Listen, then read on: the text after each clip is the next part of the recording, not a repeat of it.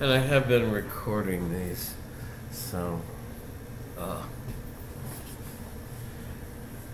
well, we saw that Locke, like Descartes, believed that we're in a real material world full of material objects that are going to be there whether we're around or not. But we saw that for him, for Locke, the secondary properties were just subjective within us. It was only the primary properties of a material thing, like their shape, their size, their number, hardness, those kinds of properties are in the actual objects. And for Locke, we had knowledge of them because we had ideas of the primary properties that resemble them. In other words, I never have direct experience on a theory like Locke's of the whiteboard over there. However, I have an internal image of the whiteboard, and the primary property of squareness, its shape, is represented to me by an image of the whiteboard that resembles it in also being a rectangular image. So this was how Locke thought that I asked folks to put away their phones. This is basically how Locke thinks that we get knowledge of a real external material world. But remember, for us, we never have direct perception of that world, and Berkeley was concerned that this led to skepticism about the existence of the material world. If we can ever get beyond our ideas to compare those ideas with reality, number one, we don't know whether those ideas actually do resemble and represent accurately things in the material world.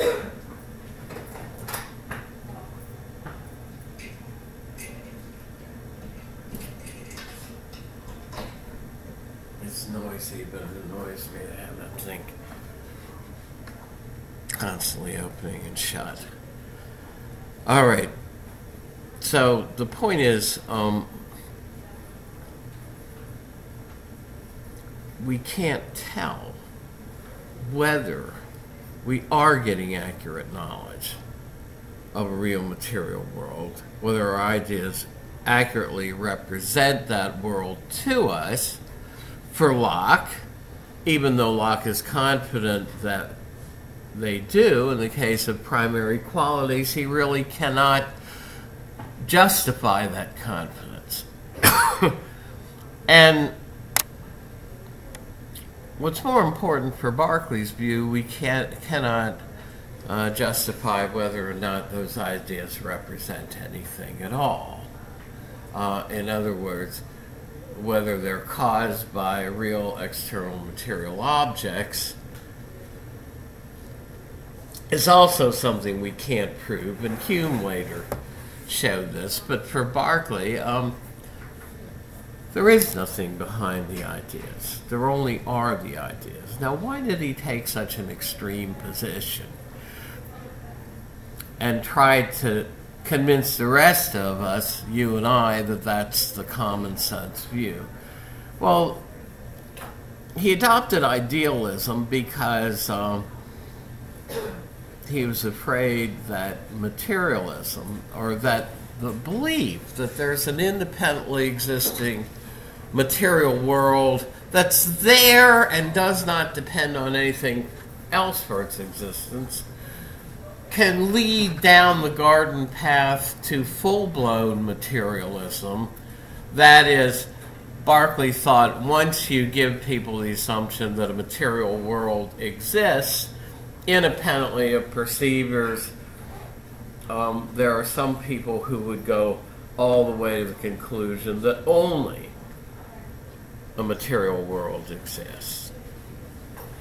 And he thought this was damaging to his Christian faith. Locke was some sort of a Christian. I don't know the details of his beliefs, but Berkeley was a lot more devout, and he was very concerned that a view like Locke's would lead to skepticism and materialism. And the point is, if God is portrayed as a spirit, if the souls within us that have the chance of going to heaven or somewhere else are immaterial, what becomes of God and the claim that we have souls if everything is matter? So Berkeley basically tried to defend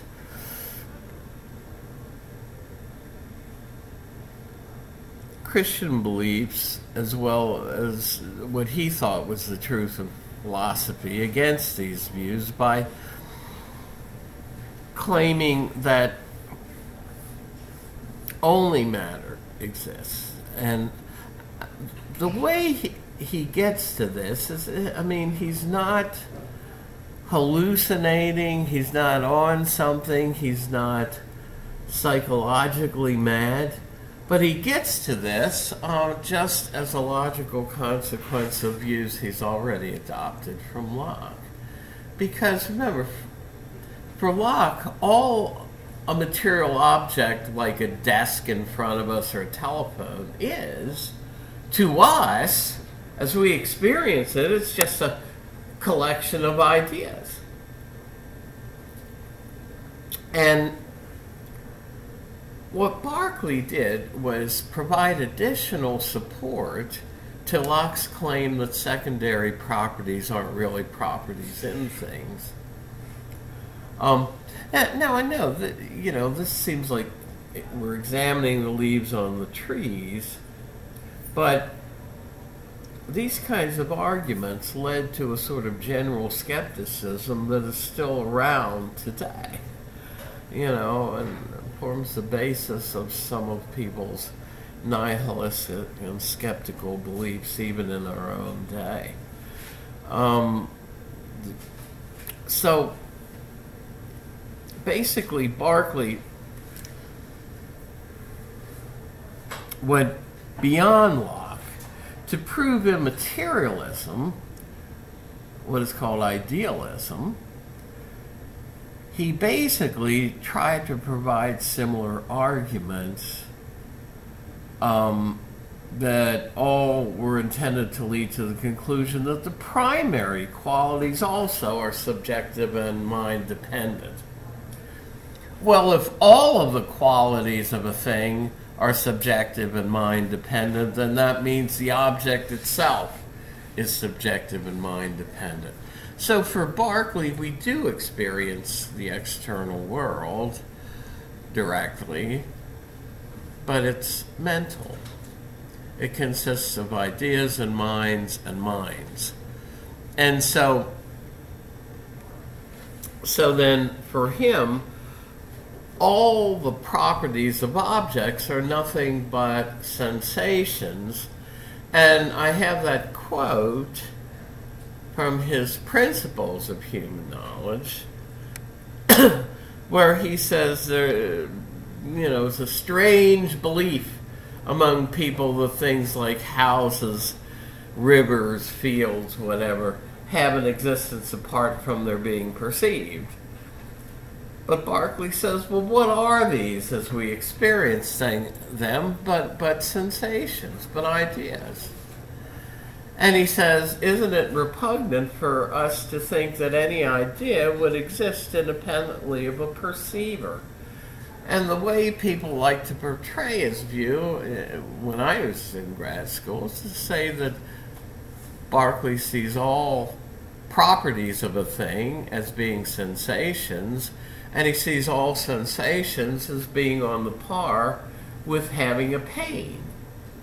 In other words, it would make no sense to say that a pain exists apart from a perceiving mind that's able to feel that pain. You can't have a pain wandering around in an empty room unperceived by anybody and existing apart from any perceiver. But yet Berkeley says the claim is that desks and chairs are thought to exist in a room independently of perceivers. But Berkeley says, wait a second.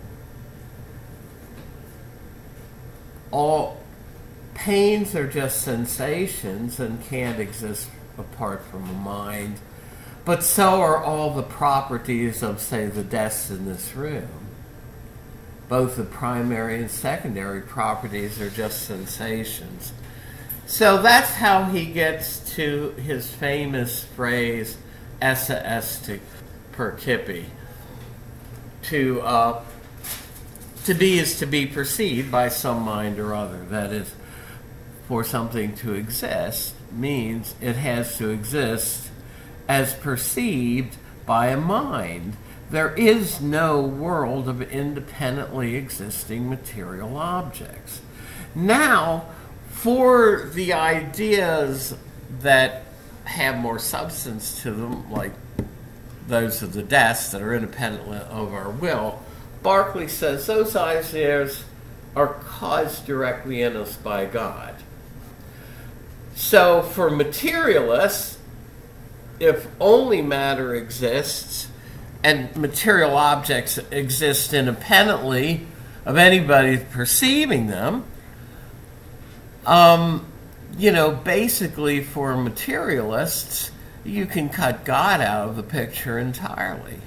But on a view like Berkeley's, where we need God to be causing the sensations in us, in other words, those desks we're sitting on are nothing but a collection of sensations for Berkeley, and they must exist in a mind, our mind or God's mind.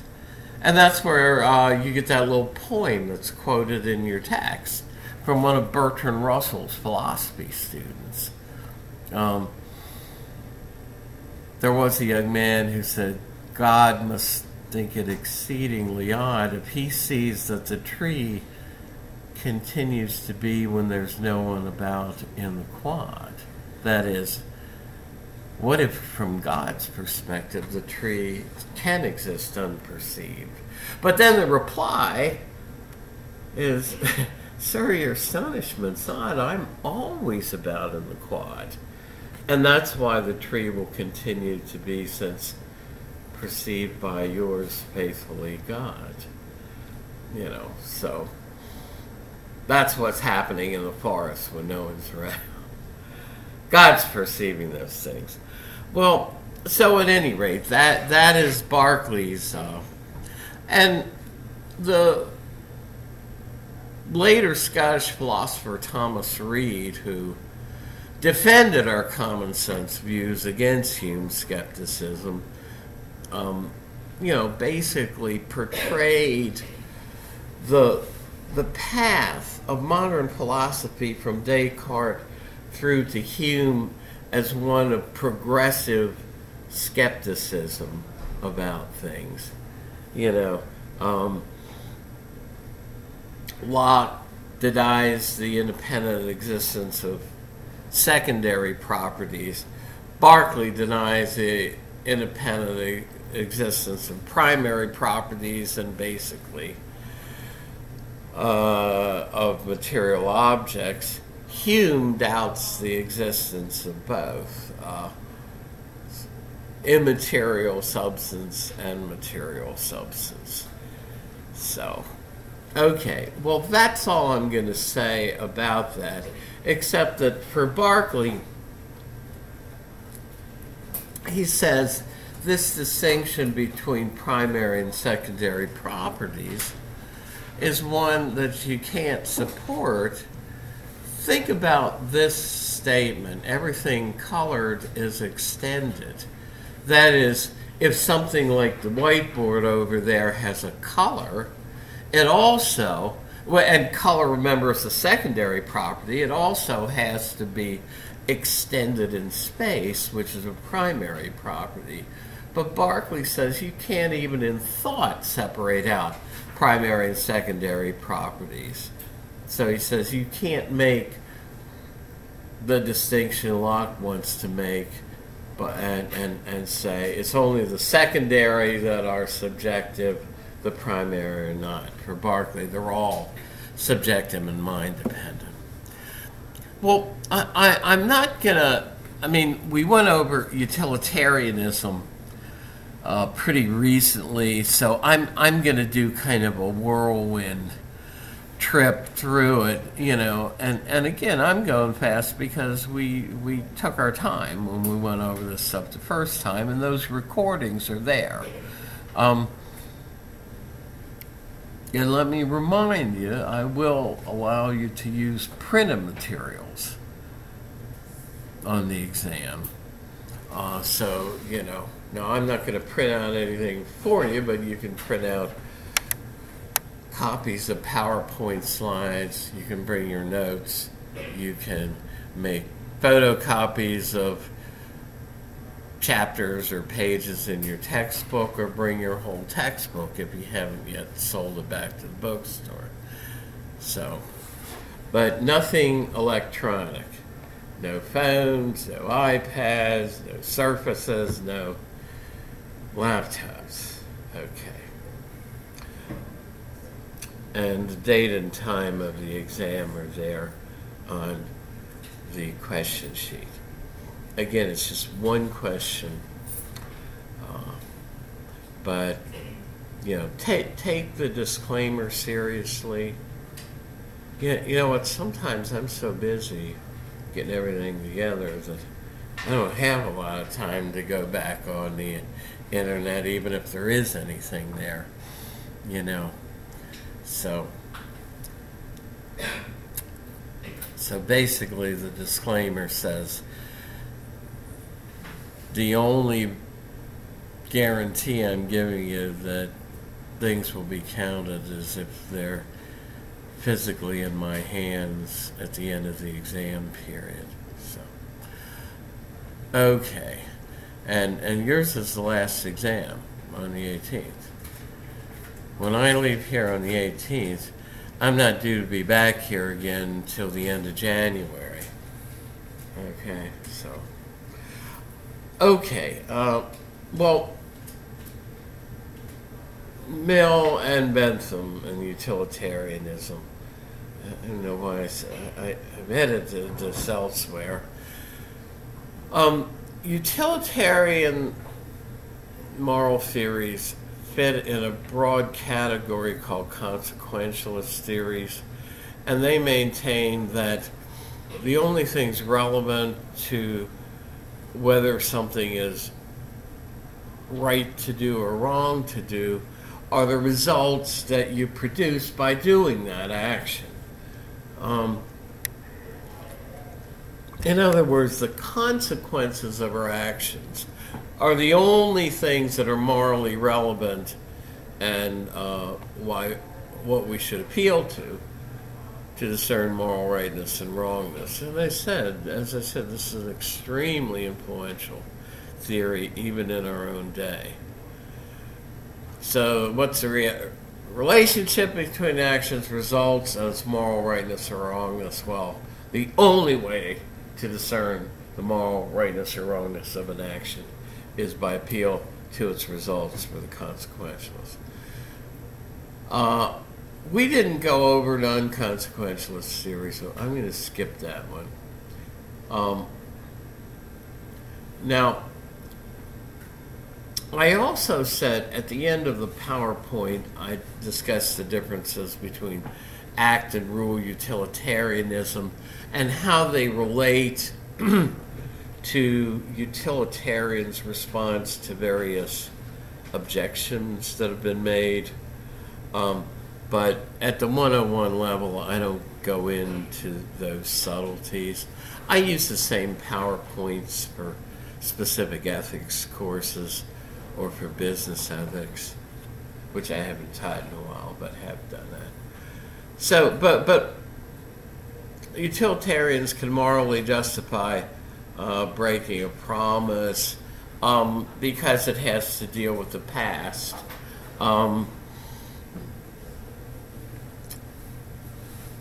And so I'm not going to go into this.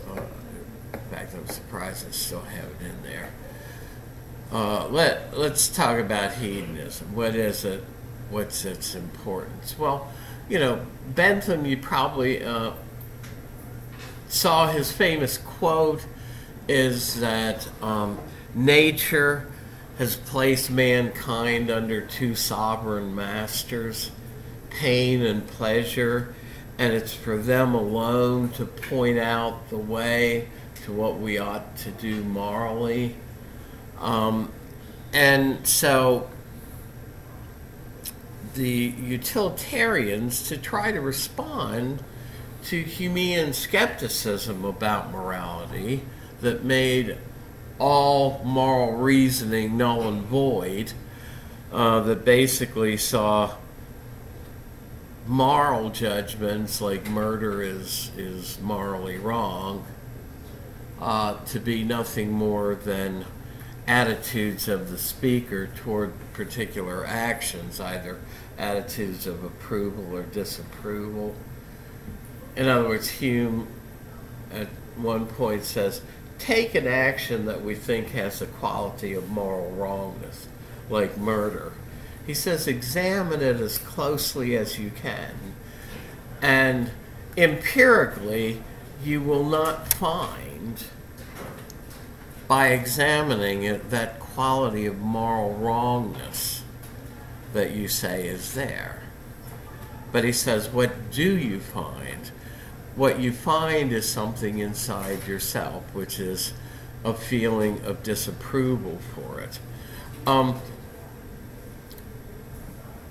Likewise, if you think it's good to, say, give to charity to try to alleviate pain and suffering, then if you say it's good to donate for famine relief or to help hurricane victims, then all you're saying, as far as Hume's concerned, is you have good feelings about that.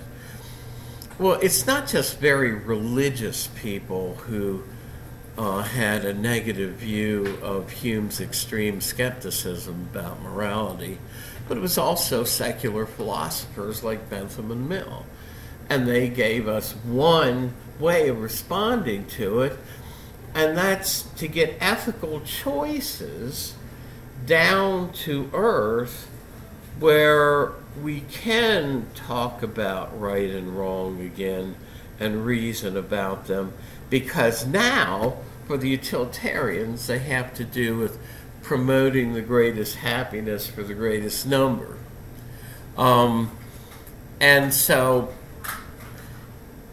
hedonism then is that view that says that it's only pleasure or happiness that should be pursued as an end for its own sake, that is good morally for its own sake. All other goods are good only instrumentally, that is, only insofar as they ultimately lead to producing more happiness or lowering the overall pain in society, but not for themselves.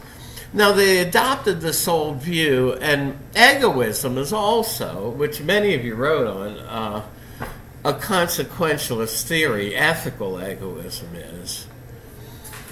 And what it's concerned about, though, is producing the best consequences for the doer of the action. And that leads to some very unintuitive consequences. So, not as many people claim to be egoists, but many more people claim to be utilitarian, because they said, no, the happiness we ought to be after is the overall sum of happiness that pertains to everybody affected by our moral decision. And if it's a public policy decision, like whether or not to build a large project like the Bakun Dam, it would be to promote the overall happiness of society as a whole. Now, utilitarianism is deceptively simple. We saw that Descartes thought that cogito ergo sum could function like an axiom did in geometry as the basis for a system. Well, that's the way Bentham talks about the greatest happiness principle, or the principle of utility. It basically says that our one moral duty, our sole moral duty, is to promote, for all those affected by what we do, the best balance of good versus bad consequences. And Bentham interpreted moral goodness hedonistically, as we just saw. So our chief moral aim is to promote, for all those affected by our actions, the greatest balance of happiness versus unhappiness, pleasure versus pain in society as a whole, or for, if it's a personal moral decision, for everyone affected by our action. So the principle of utility can be couched in hedonistic terms, and Bentham's original one was. He called it the greatest happiness principle. Now, we saw that Bentham was probably overly optimistic to think that we could, number one, only be concerned with the quantity of overall pleasure or happiness or pain and unhappiness that our actions produce. And he has a famous saying that quantity of pleasure being the same, push pin's as good as poetry. Push pin is a simple child's game. And so if I get as much happiness out of playing a simple child's game as somebody does, or as I do from reading highfalutin poetry, Robert Frost or Maya Angelou or somebody, they're all the same. The only thing that matters is the quantity of pleasure or pain that are produced by our actions, says Bentham. And he thought we could actually reason about this and talk about these things quantitatively in measurable units he called hedons. Now, we saw that there are significant problems with this. Pains and pleasures are not open to public inspection, right? All we can see are people's behavior, but we can't directly view someone else's pains or their pleasures. And so we saw that while for other units of measure that we use, other people can confirm the standard as it's defined, we saw it's almost impossible to do that with a hedon. So if you don't know what's to count as one hedon's worth of pleasure, then you don't know how many you have, period. So Bentham's claim that we could compare pains and pleasures in a hedonic or hedonistic calculus, also called a calculus of pleasures, are just unrealistic. So the word to remember, though, when it comes to pleasure for Bentham is quantity. The word to remember for Mill is quality. Now, why did Mill think that he had to make some distinctions? Well, okay, I have a different review sheet elsewhere, but people were criticizing utilitarianism as a moral theory that gives us a very low view of human beings and human nature, that views us as simply creatures of pain and pleasure.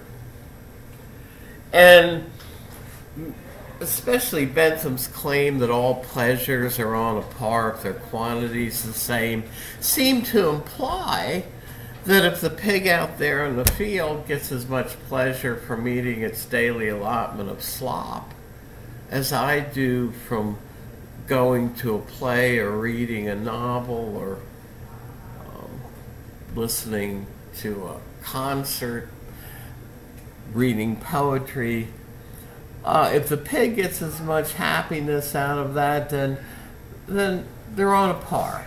So they said this is a pig morality, you know. This reduces us to the level of pigs. Now, Bentham was very old, so Mill tried to defend utilitarianism and hedonism, and he said, well, we can defend them both if we make qualitative distinctions between pleasures. Because Mill says there are higher and lower pleasures. The lower pleasures are the things the pig in the field can enjoy. The pleasures of mere sensation. But he says, while human beings can enjoy those pleasures, they can also enjoy and appreciate pleasures that the pig in the field knows nothing about, like music, like reading poetry, etc. So Mill said, if we talk about pleasures having a higher quality, then utilitarianism and hedonism once more become theories that do not give us a low view of human nature, that uplift human nature as unique and separate from the experiences of non-human animals. Well, now, there's a subtle criticism that this actually abandons hedonism, because Mill says it's better to be Socrates dissatisfied than a fool or a pig satisfied. In other words, it's better to have a lower quantity of a higher quality pleasure, like the kind Socrates would have had, the pleasures of discussing philosophy with his buddies in Athens, right? Well, this means, though, if Socrates is still dissatisfied, he has less pleasure. And so, whatever separates out these higher pleasures as more valuable, it cannot be just pleasure alone, just the quantity of it. Because these higher pleasures are supposed to be preferable to the lower, even if they have a lower quantity of pleasure. So whatever makes them valuable, the bottom line here, is it has to be other factors than just mere pleasure, which is to say there are other intrinsic goods, there are other states of consciousness that have value apart from just pleasure and happiness, pain and unhappiness. But to say that is to abandon hedonism, which says that only pleasure and pain are valuable in and of themselves. But modern utilitarians do exactly that. They adopt a pluralistic standard for natural goods. They say things like knowledge is an unqualified good, the satisfaction of human preferences. I don't get into that, but the point is, Mill's distinction between higher and lower pleasures was made to defend hedonism, but he really abandons hedonism in making it. And he introduces other standards of value. But all of these are more or less mental states of consciousness. Okay, well, that's all I'm going to say. I'm not going to go a lot into the criticisms. There's a question or two. Again,